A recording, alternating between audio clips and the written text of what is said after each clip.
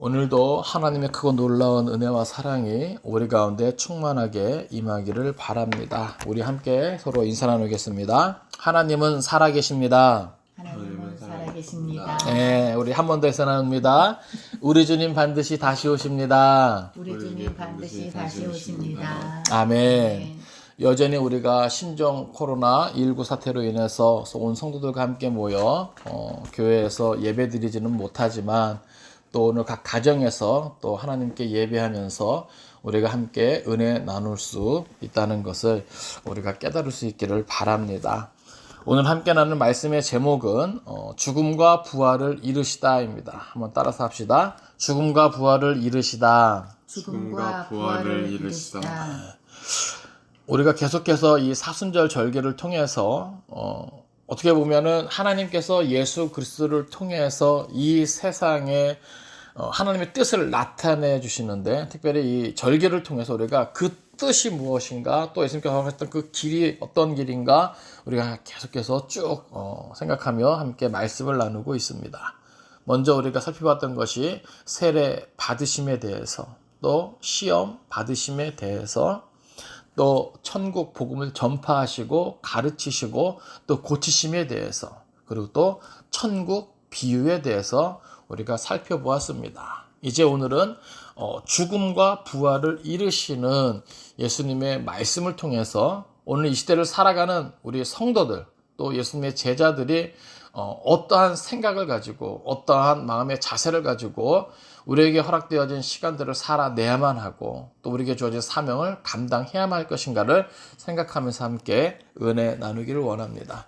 너무나 분주하고 또 혼란스러운 이때에 사실 우리는 어떻게 보면은 하나님의 일을 많이 생각 못할 때가 많습니다. 또 교회에 다니면서 신앙생활을 한다 그래도 이 하나님의 말씀, 성경에 기록된 그 뜻을 생각하기보다는 그냥 나의 만족과 나의 성공과 나의 기쁨을 추구하는 그러한 삶이 되기 쉬운 것이 또 우리의 형편과 또 모습이기도 합니다. 그러나 이런 절기를 통해서 다시 한번 또 이렇게 어수선해지는, 또 갈 길 몰라 하는 우리들의 방향을 바로 잡고 또 다시금 나를 돌아보면서 신앙을 점검하고, 사실은 기록된 말씀대로 모든 것은 되어지거든요. 그 모든 과정 속에 오늘 말씀 속에서도 예수님이 그 죽음과 부활을 이루시는 것입니다. 또 기록된 말씀대로 앞으로 언제인지 모르지만 반드시 우리 주님 다시 오시는 것이죠.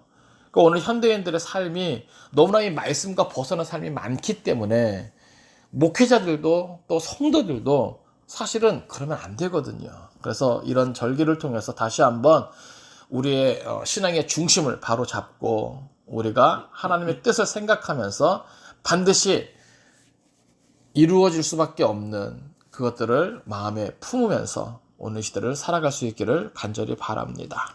우리 21절 같이 읽겠습니다. 자, 시작.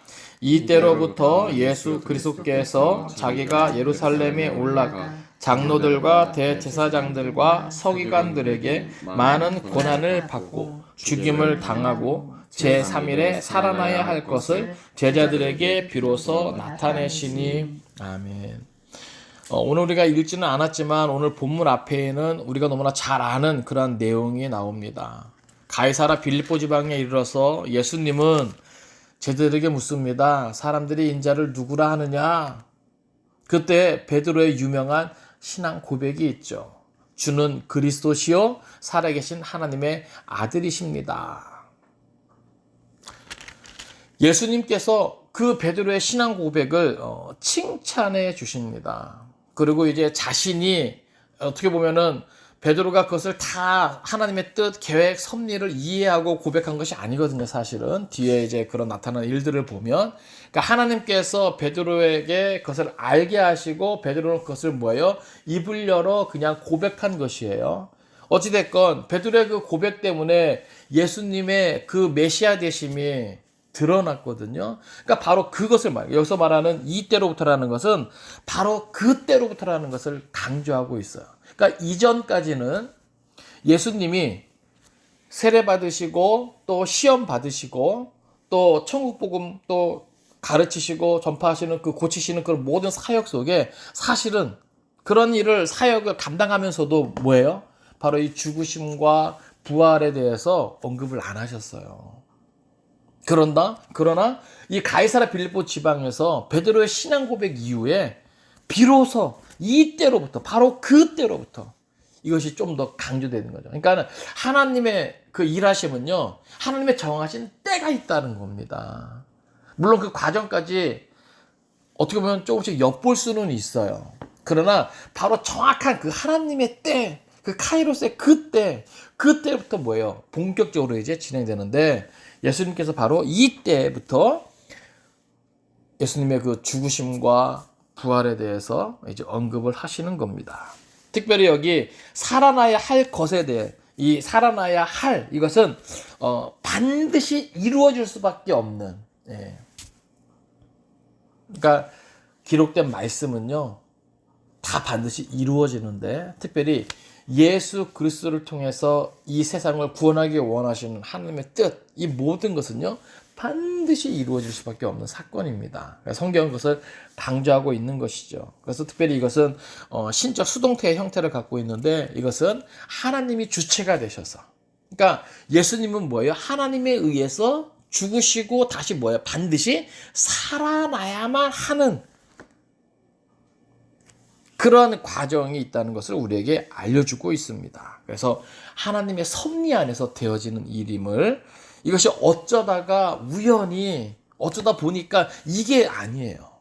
이미 다 계획되어진 일이고 섭리 가운데 하나님의 그때 그 시간에 맞춰서 모든 것은 반드시 되어질 것이다. 이것을 우리에게 알려주고 있는 것입니다. 자, 22절이에요. 그런데 예수님이 이렇게 알려주시는 것에 대해서 베드로가 어떻게 반응하는지 보세요. 22절입니다. 자, 시작.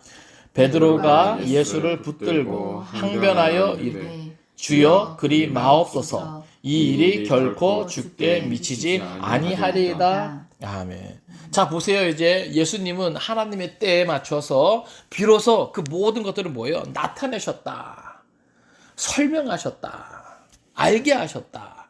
그런데 자, 예수님을 따르는 제자 베드로 입장에서는 뭐예요? 하나님의 그러한 계획, 섭리를 들었으면 아 그렇습니까? 그래서 거기에 대해서 관심을 갖고 거기에 대해서 뭐예요? 수긍하고 인정하고 받아들여야 되잖아요. 그런데 놀랍게도 베드로가 예수를 붙듭니다. 그리고 항변하여 이르되 여기 항변한다라고 하는 것은 책망의 의미가 담긴 아주 강력한 경고라고 하는 거예요. 절대로 이것이 강조되는 것이죠. 그래서 절대로 아마 이때 베드로의 표정이 어땠을까 상상을 해봅니다. 그러니까 저는 이 말씀 묵상하면서 최근 들어 좀 그런 생각이 좀 들어요. 제 자신도 좀 반성을 하면서 베드로는 왜 이렇게까지 그러니까 성경에서 이 원어를 보면 이거 상당히 강조되어 있는 거거든요. 베드로는 왜 이렇게까지 흥분하면서 사실 제자가 그 스승을 이끄는 것이 아니거든요. 제자는 뭐예요? 앞에서 이끄는 것이 아니라 뒤에서 따르는 것이 제자입니다. 근데 지금 이 본문에서는 예수님께서 이제 비로소 예수님이 오신 목적이 있잖아요. 이유가 있잖아요. 예수님께서 세례 받으시고 시험 받으시고 그렇게 천국 복음을 전파하시고 가르치시고 또 모든 병든 자들을 약한 자들을 고치시는 이유가 있거든요. 결국 예수님의 그 시간은 하나님의 전체적인 구원의 계획과 섭리에 의해서 하나님의 때에 맞춰서 잘 진행되고 있는데 그리고 베드로의 신앙 고백 이후에 비로소 그 예수님의 그 모든 것에 대해서 비로소 알게 하셨는데 왜 베드로는 이렇게까지 흥분하면서 심지어 예수님을 책망하는 듯한 실제로 무례하게 예수님을 책망한 거예요. 왜 이렇게까지 반응했는가라고 하는 것이죠.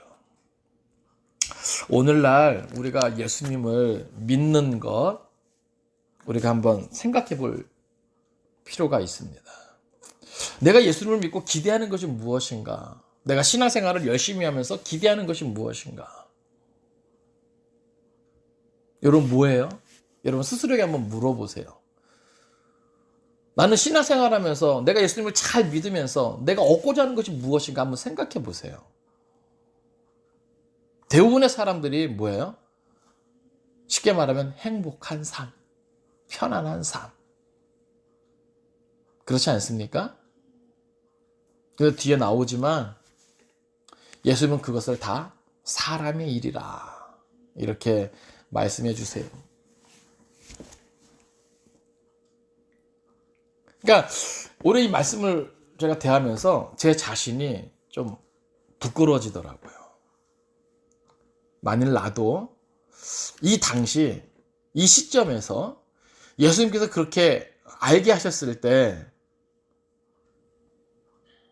나는 과연 어떻게 반응할 수 있었을까? 베드로를 비롯해서 나머지 제자들도 사실 여기 베드로만 항변하여 이르되 이런 자세를 가진 것이 아니에요. 뒤에 나오는 표현들을 보면 베드로뿐만이 아니라 그 주위에 있던 제자들도 베드로와 같은 생각에 머무르고 있었다는 것을 우리는 알게 됩니다.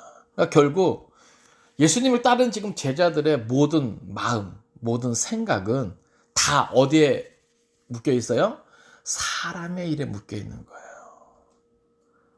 그렇기 때문에 예수님을 통해서 뭐예요? 좀 더 편안하고 안락하고 성공적인, 여기서 이 성공은 세상적인 성공이겠죠. 남들에게 인정받고 남들보다 좀 더 높은 자리, 많은 것을 누리는 어떤 그러한 삶이죠. 그런데 덜컥 예수님이 말씀하시는 것은 뭐예요? 야, 내가 가진 힘과 능력으로 지금 세계는 로마가 지배하고 다스리고 있는데 그 로마를 뒤집어 엎을 거야. 그래서 내가 만든 새 나라에 너희들에게 한 자리씩 줄 거야. 어떤 이러한 말씀이 아니라 얘들아 나는 죽게 될 것이다. 그리고 다시 살아날 것이다. 이런 말씀을 하니까 자기들이 예수님을 따르면서 기대했던 바는 너무나 다른 거죠. 오늘 우리도 가끔 그런 생각 하잖아요. 내가 이러려고 목회하나? 내가 이러려고 예수를 믿나? 내가 이러려고 신앙생활을 열심히 하나? 그런 생각 들 때가 있잖아요. 베드로에게는 또 예수를 따르는 제자들에게는 그런 생각들이 확 밀려왔던 것이죠. 그러니까 하나님의 뜻과 상관없이 뭐예요? 성이 나는 거예요. 그래서 감히 예수를 붙들고 항변하는 거죠. 제가 다시 한번 강조하지만 이 항변이라는 것은 예수님을 책망하는 그런 의미가 아주 담긴 강력한 그런 모습이에요. 더군다나 이것은 단순한 한마디 어떤 권유가 아니라 적극적이고 끈질긴 것을 말해요. 그러니까 뒤에 예수님께서 베드로를 책망하시려는 그때까지도 베드로는 계속해서 거듭거듭 뭐예요? 그 예수님이 하시고자 하는, 걸어가시고자 하는 그 길은 뭐예요? 가로막는 그런 자세를 취하고 있는 것을 성경은 우리에게 보여줍니다. 그러면서 뭐라 그래요? 항변하여 이르되 주여 그리 마옵소서. 이 일이 결코 죽게 미치지 아니하리이다. 예수님께서 왜 오셨는데요? 십자가의 죽으심과 부활을 통해서 이 세상에 구원을 가져다 주시려고 오신 분인데 천국을 누리게 하기 위해서 오신 분인데 지금 베드로는 뭐예요? 그것을 뭐예요? 가로막는 거예요. 하나님이 하시고자 하는 일을 또 그 일을 위해서 오신 예수님을 지금 누가? 베드로가 가로막는 거예요. 마치 예수님께서 광야에서 시험 받으실 때 예수님을 시험하는 자의 그 모습 같지 않습니까? 어떻게 해서라도 뭐예요? 그 예수님께서 가시고자 하는 그 길을 뭐예요? 가로막아보고자. 여기에 대해서 예수님께서 어떻게 반응하시는가 보세요. 23절입니다. 시작.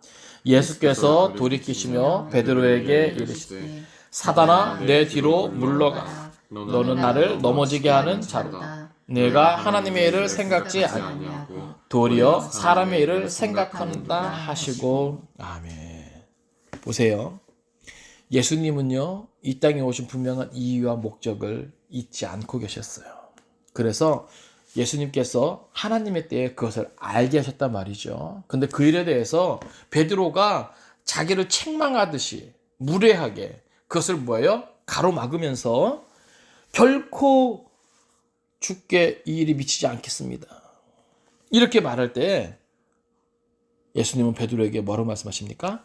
사단아, 내 뒤로 물러가라. 이것은 베드로 자체가 사단이라고 하는 것이 아니죠. 베드로가 하는 무엇이 그 일이 사단이라고 하는 거예요. 그러니까 지금 뭐예요? 사단은 누구를 통해서 역사하고 있어요? 베드로를 통해서도 역사하는 거예요. 우리가 이걸 잘 기억해야 됩니다. 오늘 우리가 신앙생활하지만 우리도 하나님의 일을 생각하지 아니하고 사람의 일을 생각할 때 우리 또한 어떤 위치에 서 있을 수 있어요? 사단과 힘을 합하여 하나님의 뜻을, 하나님의 일을 가로막는 위치에 있을 수 있다라고 하는 사실이에요. 그럴 때 바로 이 책망이 오늘 누구에게도 우리에게도 있을 수 있다는 것을 우리가 기억할 수 있기를 원합니다. 사단아, 내 뒤로 물러가라.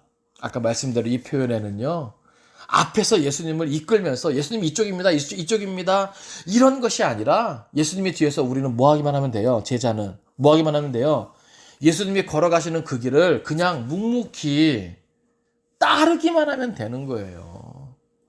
아, 이것이 하나님의 뜻입니까? 이것이 하나님의 계획입니까? 이것이 하나님의 섭리입니까? 저는 미처 몰랐습니다. 그저 우리는 뭐 하면 되는 거예요? 예수님의 뒤를 따라가면 되는 거예요.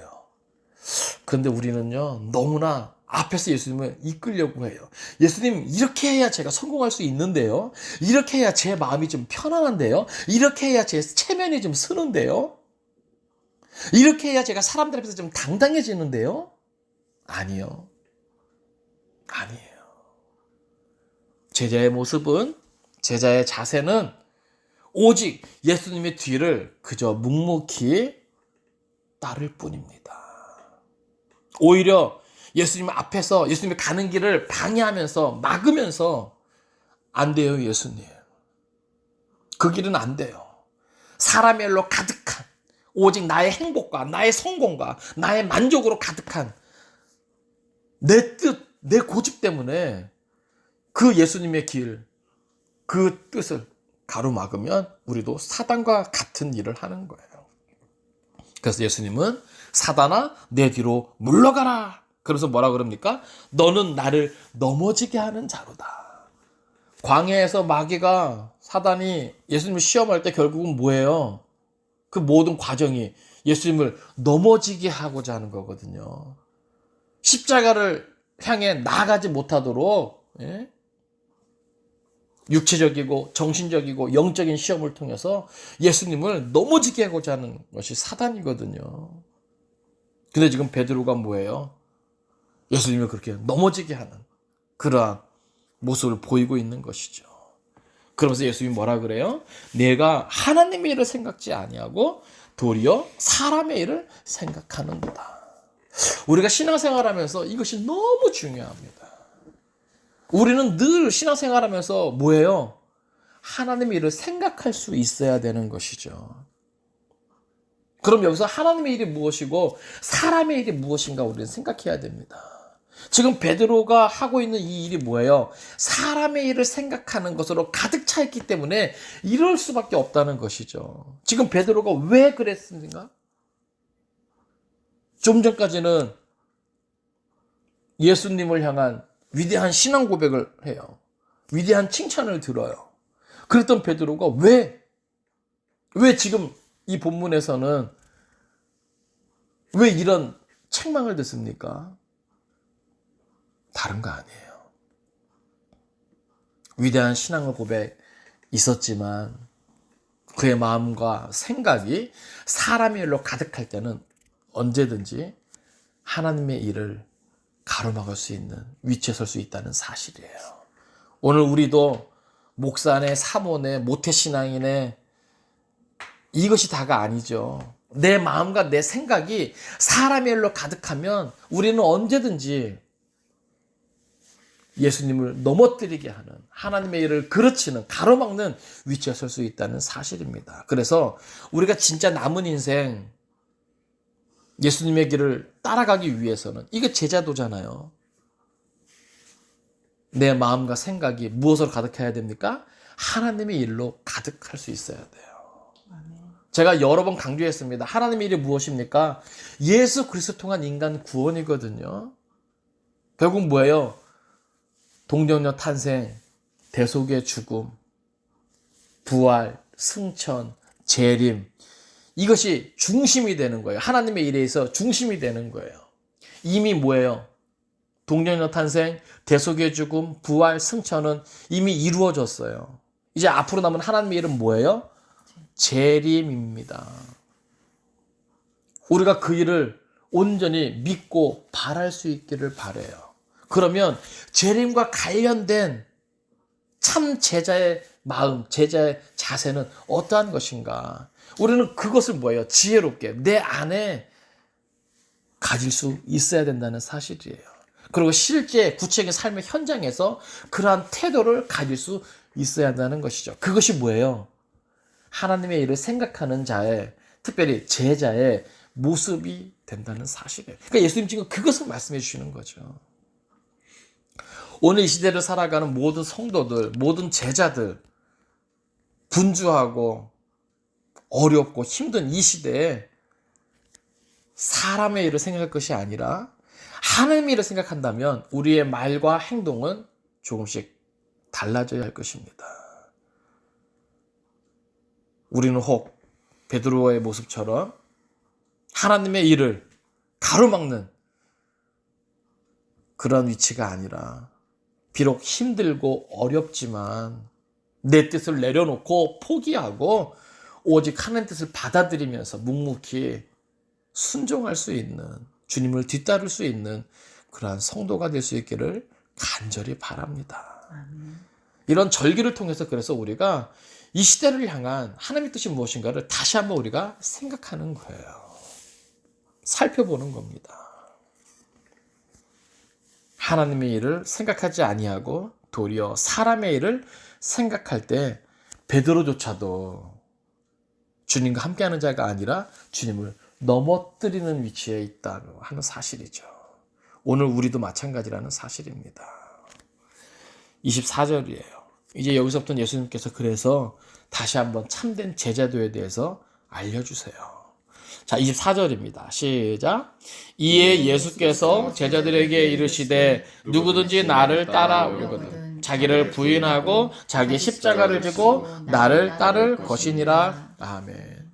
우리가 이 시점에서 우리의 태도, 우리의 자세, 이것을 분명히 해야 됩니다. 누구든지 나를 따라오려거든. 여기에 대해서 우리는 대답할 수 있어야 돼요. 여러분 어떻습니까? 예수님을 따라가겠습니까? 예수님을 앞에서 이끄는 것이 아니에요. 아시겠습니까? 내 성공과 내 행복과 내 만족을 위해서 예수님을 앞에서 이끄는 것이 아니에요. 그러니까 신앙생활은요, 내가 앞에서 예수님을 이끌면서 하는 것이 아니에요.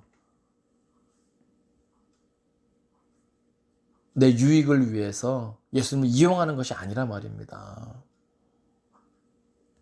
모든 형편과 상황 속에서 그럼에도 불구하고 그리 아니실지라도 우리는 뭐 할 수 있어야 되는 거예요? 예수님을 뒤에서 따르는 거예요. 예수님을 앞세우고 예수님께서 우리를 이끄시는 대로 우리가 뭐예요? 순종하면서 따라가는 거죠. 그래서 예수님은 뭐예요? 누구든지 나를 따라오려거든.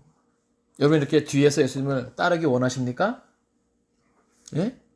입술로 고백해보세요. 따르기 원하십니까? 아멘. 예. 이게 정말 중요한 거예요. 나는 오늘날 나의 모든 형편과 상황 속에서 예수님을 진정 따르기를 원하는가? 내가 앞에서 예수님을 이끄는 것이 아니라 내가 예수님을 따르기를 원하는가? 이게 제자라는 거죠. 그리고 예수님은 그 제자를 필요로 하셔서 사람을 택하신 거예요. 다시 말해서 오늘 우리도 부르신 이유가 예수님을 뒤에서 따르게 하기 위해서지 예수님 앞에서 이끌어가기 이런 사람이 아니거든요. 그래서 예수님 다시 한번 언급해 주시는 겁니다. 잘 모르는 것 같아서. 베드로를 비롯해서 예수님을 따르는 지금 사람들이 잘 모르는 것 같아서 다시 한번 지금 강하게 말씀하세요. 예수께서 제자들에게 이르시되 누구든지 나를 따라오려거든. 너희가 뭔가 잘못 생각하고 있는데 누구든지 나를 따라오려거든. 이건 오늘 저와 여러분을 향한 주님의 말씀입니다. 이 시대에도 누구든지 예수님을 따라가려거든. 자, 뭐 하라는 거예요? 자기를 부인하고, 첫째는 자기를 부인하고요. 한번 따라서 합시다. 자기를 부인하고. 여기 자기를 부인한다는 것은요, 자신의 의지와 뜻을 부정하는 것을 말해요. 그뿐만이 아니라 자신의 욕구와 육체의 유혹을 허락지 않고 단호히 물리치는 아주 적극적인 행동을 가리킵니다. 즉 뭐예요? 육체에 제된 유혹과 의지를 거절하고 이를 단호히 물리치는 아주 적극적인 결단의 모습이에요. 이것이 뭐 하는 것이다? 자기를 부인하는 것이다. 사실 우리는 많은 경우에 있어서 이것을 하지 못하기 때문에 제자라면서도 뒤에서 예수님을 따르기보다는 앞에서 내 형편과 상황을 내세우면서 내 경험을 내세우면서 내 지식을 내세우면서 예수님을 이끌려고 하죠. 그런데 뭐예요? 제자는 그것이 아니라는 거죠. 그 모든 것들을 뭐 하라는 거예요? 내려놓으라는 거예요. 포기하라는 겁니다. 결단해야 된다라고 하는 거예요. 돌아서라고 하는 겁니다. 이것이 뭐예요? 자기를 부인하는 거예요. 사람의 일을 생각할 때 뭐예요? 내 여러 가지 형편과 내 안위와 편안함을 생각할 때 우리는 뭐예요? 막 밀려오는 생각들이 있잖아요. 근데 그것을 뭐 하라는 거예요? 내려놓으라는 거예요. 뭐 하려거든? 예수님을 따르려거든. 다시 한번 질문합니다. 예수님을 따르겠습니까? 진정 예수님을 따르겠습니까? 그러면 오늘 저와 여러분은 계속해서 뭐예요? 우리 안에 자꾸 밀려오는 그러한 편안함에 대한, 안락함에 대한, 성공에 대한, 자기 만족에 대한, 또 그로 인해서 생기는 모든 유혹, 모든 위협, 이런 것들을 뭐 할 수 있어야 돼요? 다 끊어내고, 잘라내고, 내려놓고, 포기할 수 있어야 된다는 겁니다. 이것이 뭐다? 자기 부인입니다. 그래서 이것이 뭐예요? 첫 번째 되는 조건이에요. 누구든 나를 따르려거든 자기를 부인하고, 자기를 부인하는 것이 먼저입니다.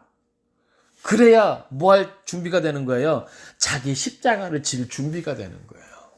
뒤에 보면 자기 십자가를 지고 이게 되는 거거든요.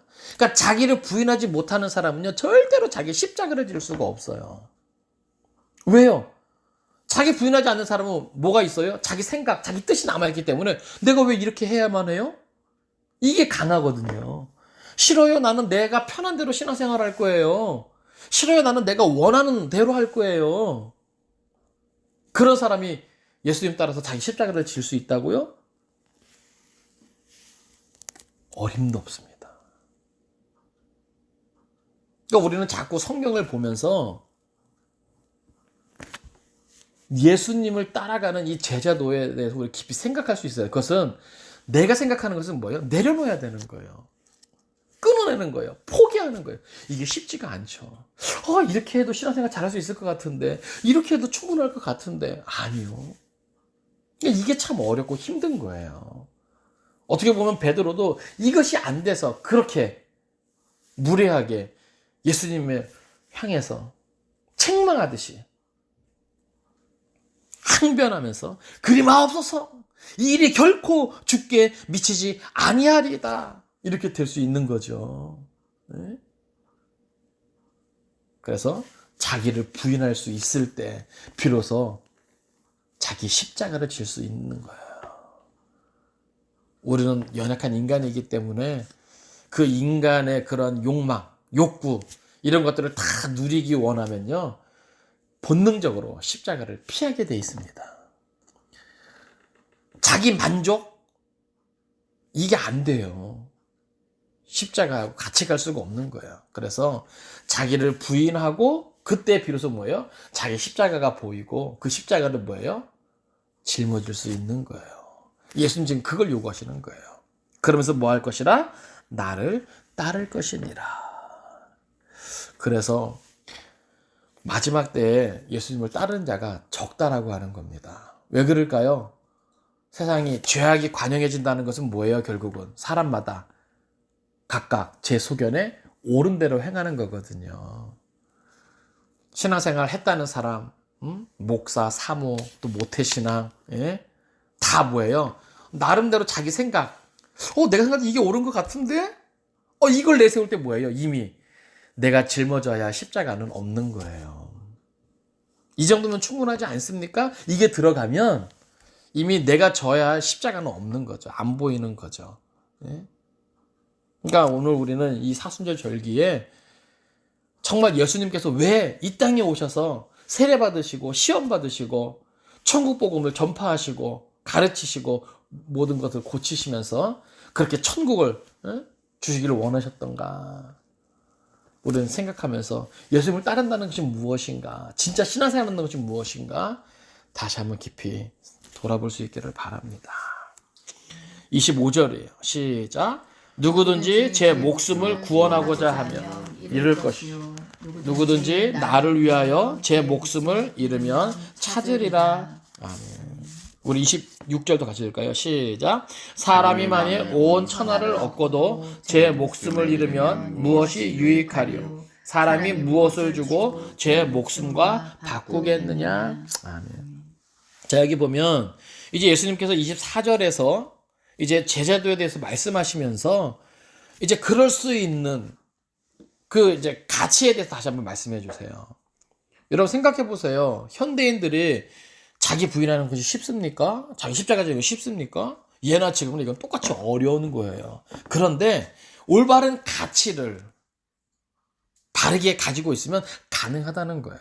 여기 보면 누구든지 제 목숨을 구원하고자 하면 잃을 것이요 누구든지 나를 위하여 제 목숨을 잃으면 찾으리라. 이게 무슨 말일까요? 여기서 말하는 이 목숨이라고 하는 것은요, 우리의 이 육적인 생명뿐만이 아니라 영적인 생명까지도 같이 포함하고 있는 겁니다. 그러니까 보세요. 이 육적인 생명에 대한 가치는 우리가 어떻게 말할 수가 없는 거잖아요. 목숨보다 귀한 것이 있습니까? 없는 것이죠. 그래서 이 목숨의 이 가치를 설명하면서 그보다 더 귀한 영원한 생명에 대한 가치를 부각하면서 강조하는 거예요. 우리가 이 육신의 이 생명을 최고의 가치로 생각하면서 영원한 생명을 얻고자 한다면 그만한 대가를 지불해야 되지 않겠는가라고 하는 거죠. 우리가 앞에서 천국 비유에 대한 내용도 살펴보았는데 사실 그게 그 가치에 대한 것이 많거든요.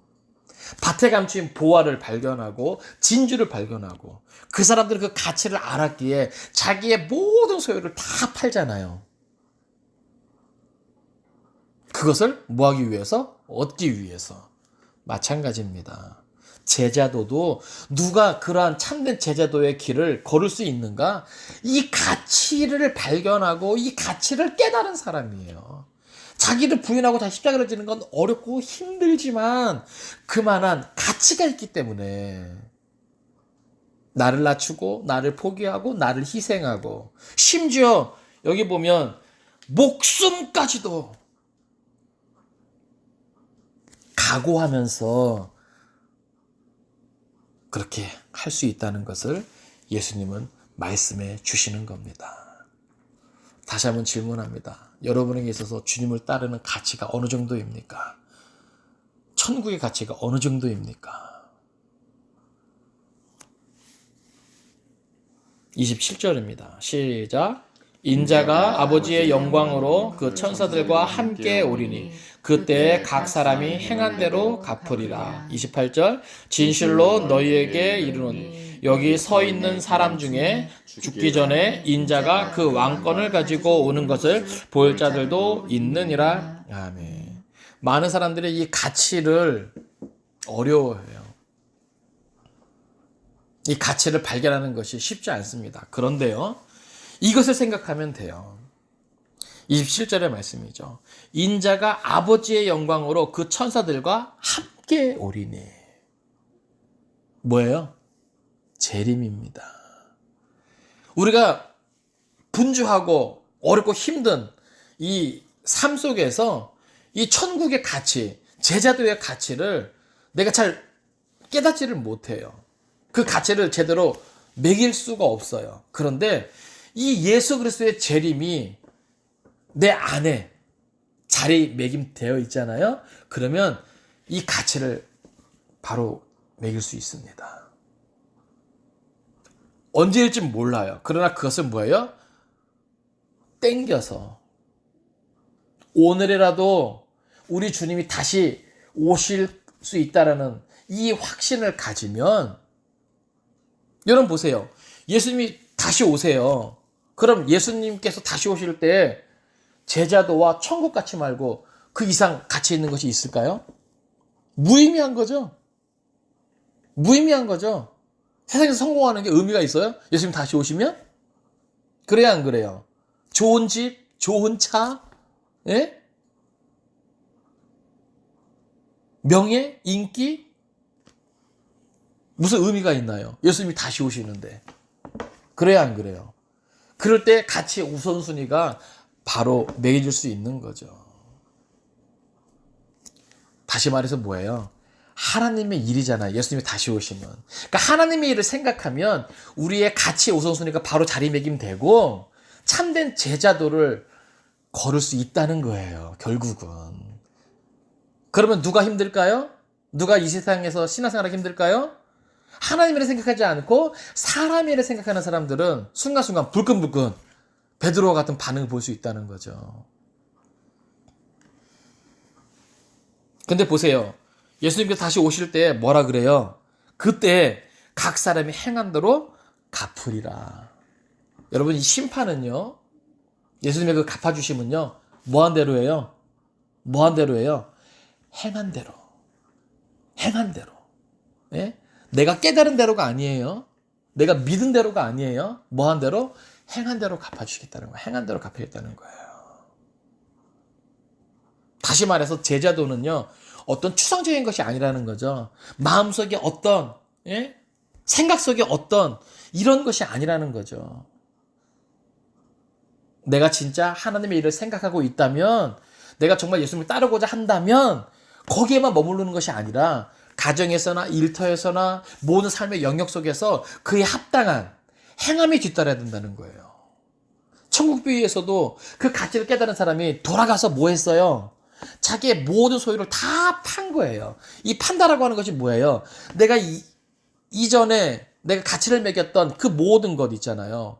그것들은 뭐예요? 다 포기하는 것과 마찬가지죠. 여기서 말하는 행함은 바로 그러한 행함이죠. 근데 예수님은 뭐예요? 그 행함대로 뭐예요? 갚아주겠다는 거예요.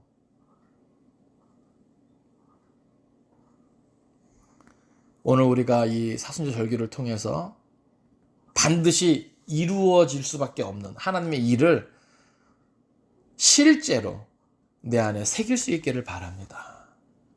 예? 그러면서 뭐예요? 28절은 진실로 너에게 이르노니 여기 서 있는 사람 중에 죽기 전에 인자가 그 왕권을 가지고 오는 것을 볼 자들도 있느니라. 여기에 대한 해석은 분분합니다. 그러나 분명한 것은 뭐예요? 실제적으로 역사적으로 이 재림의 사건이 이루어진다라고 하는 거예요. 그것을 강조하기 위한 표현이죠. 언제인지는 모릅니다. 그러나 제자들을 걷는 이들에게 뭐예요? 소망을 주시는 말씀이에요. 반드시 역사적인 사건으로 예수님의 재림이 있다라고 하는 거예요. 바로 그때 역사적으로 그 모습을 볼 자가 있다라고 하는 것을 강조하는 것이죠. 말씀을 정리합니다. 예수님 오늘 본문을 통해서 죽음과 부활을 이루시고 계십니다. 예수님을 따르는 제자들에게 그 하나님의 일에 대해서 알려주고 계셔요. 설명해주고 계세요. 그런데 거기에 대해서 베드로는 사람의 일을 생각하면서 그것을 가로막습니다. 여러분 기억하십시오. 누구든지 예수님을 방해하는 것은, 하나님의 일을 방해하는 것은 사단이 하는 것입니다. 사단의 동조자가 되어서 불의한 일을 하는 어리석은 자가 되지 않을 수 있기를 간절히 바랍니다. 근데 누가 그렇게 할 수 있겠는가? 하나님의 일을 생각하면 그렇게 안 해요. 또 천국의 가치, 이 가치를 제대로 발견한 사람은 그렇게 안 합니다. 이 가치를 위해서라면 우선순위를 바로 정하고 목숨까지도 내어놓을 수 있는 그러한 아낌없는 헌신과 희생이 요구된다는 사실이에요. 오늘 특별히 주님께서 참된 제자도를 말씀해 주셨는데 오늘 저 여러분의 삶 가운데 하나님의 일을 생각하면서 천국의 가치를 생각하면서 자기를 부인하고 자기 십자가를 지면서 예수님을 온전히 따를 수 있는 저와 여러분 될 수 있기를 주님의 이름으로 축원을 드립니다. 기도하겠습니다.